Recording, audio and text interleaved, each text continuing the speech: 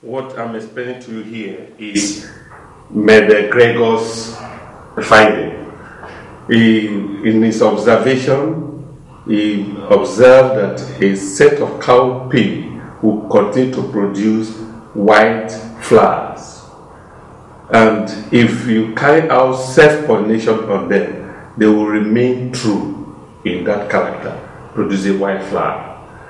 And we say that is what we call homozygous traits. He also have another variety of cowpeas that produce red flower, which also show the same character, homozygous traits. Now, why we call him a scientist? He now planted these two plants together and caused what we call cross-pollination. What he has done now is this: white flower times, now he's crossing them now, red flower. Although we are talking about cowpea. Now, what has he done now? He is now crossing these two parents through cross-pollination, or that's what we mean by crossbreeding. And the product, this one will if one will be, two of them have a male ovary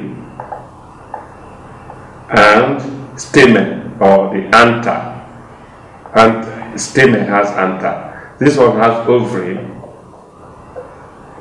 and also have anther. Anther produce polygrain.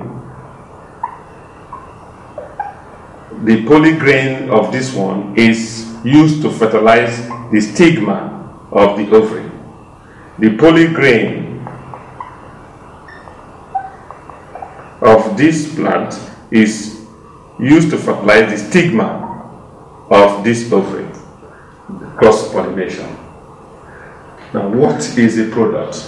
He now discovered that when they now produce their seed, this one produces fruits with seeds, this one produces fruits with seed, and they now decide to go and plant these seeds.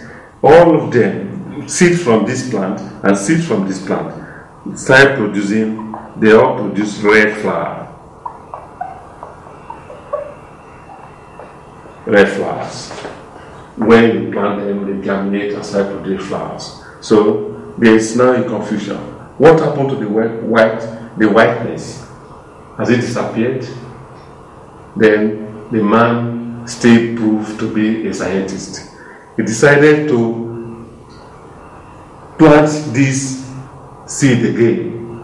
The seed produced by this plant, he plant them again and allow it to cross-pollinate each other.